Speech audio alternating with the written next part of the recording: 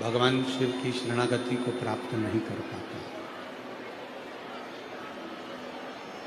भगवान शंकर जो नित्य नूतन अपने जीव पर कृपा करते हैं, करुणा करते हैं, दया करते हैं,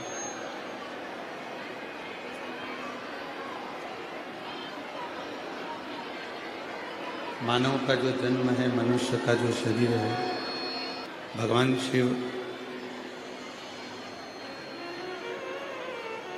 अपने जीव पर नित्य नूतन कृपा करते हैं। जैसे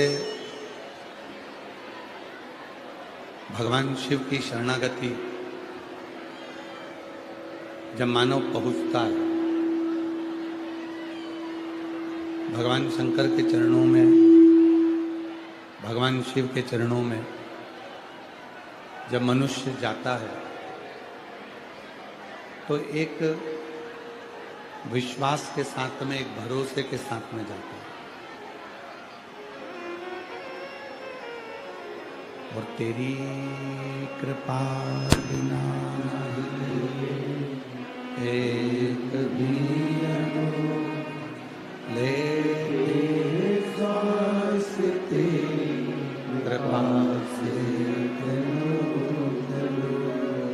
बखान क्या करूं मैं लाखों के ढेर का, चुटकी भगवत में खजाना तुम्हें का, हे गंगा मुक्ति का ओंकार तू, भोले ओंकार तू, आयो शरण तिहारी शंभो कारकर तू, बखान क्या करूं मैं राखों के ढेर का, चपटी भगवत में है खजाना तुम्हें का, हे गंगाधार मुक्तिवार ओंकार तू, भोले ओंकार तू, आयो शरण तिहारी शंभो कारकर तू। प्रथम है भगवान शिव की शरणागति, भगवान शंकर का स्मरण। आप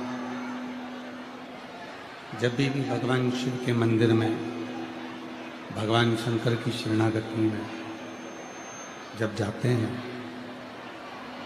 तो एक विश्वास आपके अंदर जागृत होना चाहिए। और जब तक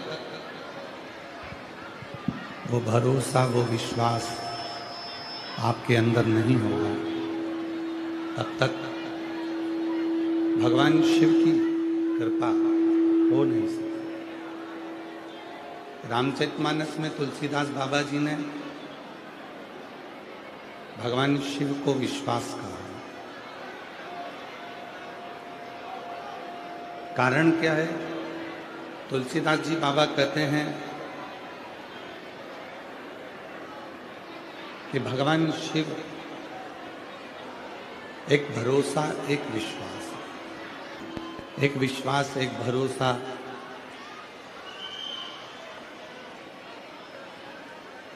जब जागृत होता है और जब भरोसा दृढ़ होता है तो तुलसीदास बाबा कहते हैं कि शिव विश्वास है, भगवान शंकर भरोसा है। और जब संसार के लोगों में एक विश्वास जागृत हो जावे, एक भरोसा जागृत हो जावे, तो स्वयं शिव महापुराण की कथा कहती है कि वो भरोसा ही उस जीव को परमात्मा से मिला सकता है। अब आज का व्यक्ति क्या चाहता है कि मुझे ईश्वर का दर्शन हो, आज का व्यक्ति चाहता है कि मुझे परमात्मा का दर्शन हो। आपको परमात्मा का दर्शन होगा, मना नहीं। ईश्वर का दर्शन होगा, मना नहीं। पर कब होगा और किस रूप में होगा?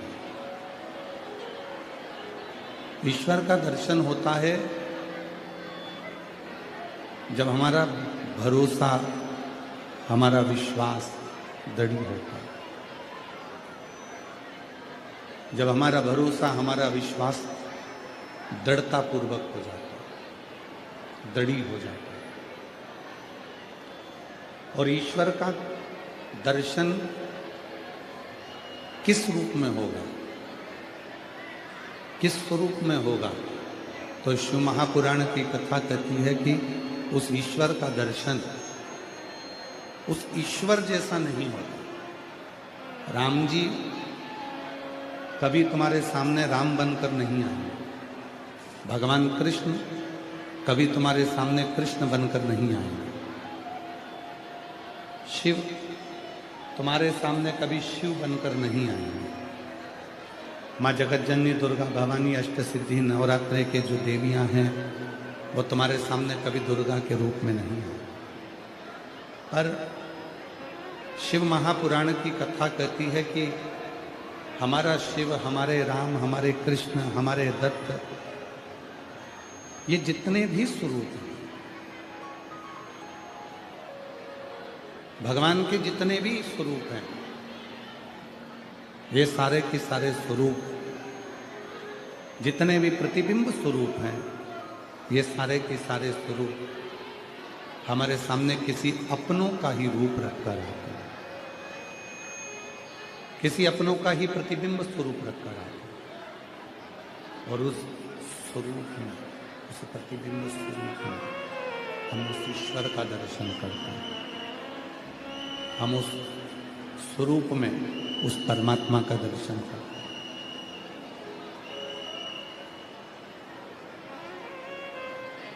जब हमारा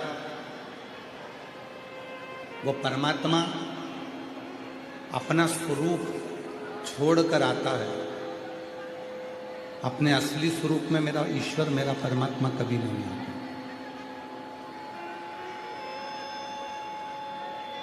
वो ईश्वर, वो परमात्मा कभी अपने असली स्वरूप में नहीं आता,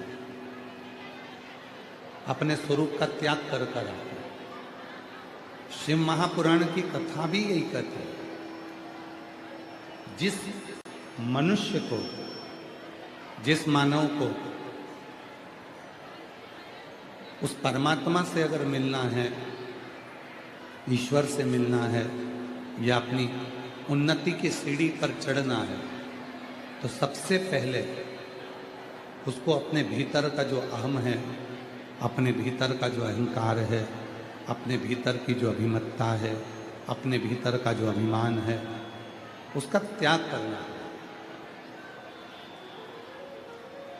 और जिस दिन अपने भीतर की अभिमत्ता का, अपने भीतर के अभिमान का, अपने भीतर के अहम का हमने त्याग कर दिया, उसी दिन हमें हमारे देव अधिदेव महादेव का दर्शन प्राप्त हो जाता है। उसी दिन उसका दर्शन पाने के लिए अपने भीतर की अभिमत्ता को, अपने भीतर के अहंकार को, अपने भीतर के अभिमान का त्याग हो।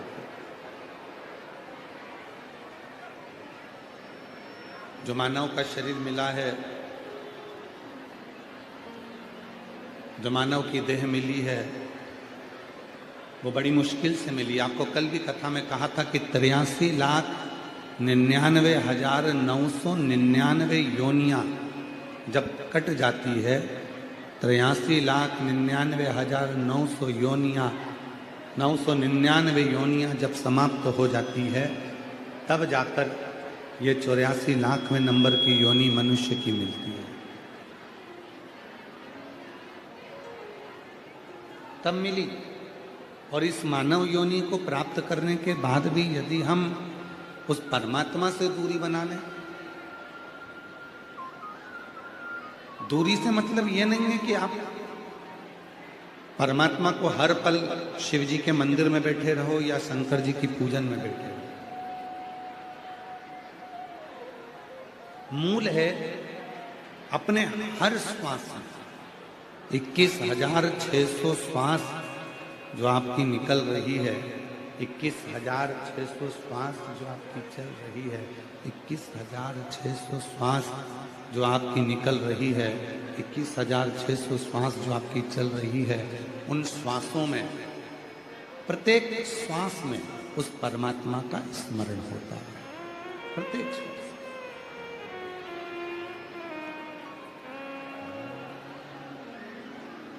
मैंने उसको समझें। जैसे आज के समय में एक एक बच्चे के समझ में आ जाता है कि एक लोटा जल सारी समस्या का है। प्रत्येक बच्चे के हृदय में, प्रत्येक बच्चे के चित्त में, प्रत्येक बच्चे की बुद्धि में ये बैठ चुका है कि हम शिव जी के मंदिर में जाएंगे, शंकर जी को एक लोटा जल चढ़ाएंगे, शंकर का अनुमोदन करेंगे, शंकर जी का भजन करेंगे, शंकर जी का स्मरण करेंगे, तो हमको हमें भगवान शंकर हम पर कृपा करना प्रारंभ करना। सबके पास बुद्धि है। परमात्मा अपनी पृथ्वी पर व्यर्थ किसी को जन्म देता ही नहीं।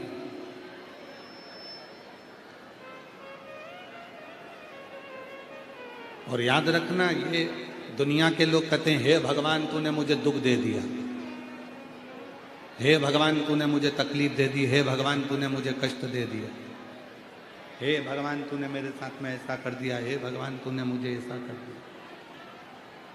ये भगवान नहीं करता, तुम्हारे कर्म करते हैं। जैसे कोई व्यक्ति हॉस्पिटल में भर्ती हुआ, बीमार था, हॉस्पिटल में उसको भर्ती कर दिया और हॉस्पिटल में भर्ती करा, और हॉस्पिटल में भर्ती करने के बाद उसका इलाज चला, उसका ट्रीटमेंट चला,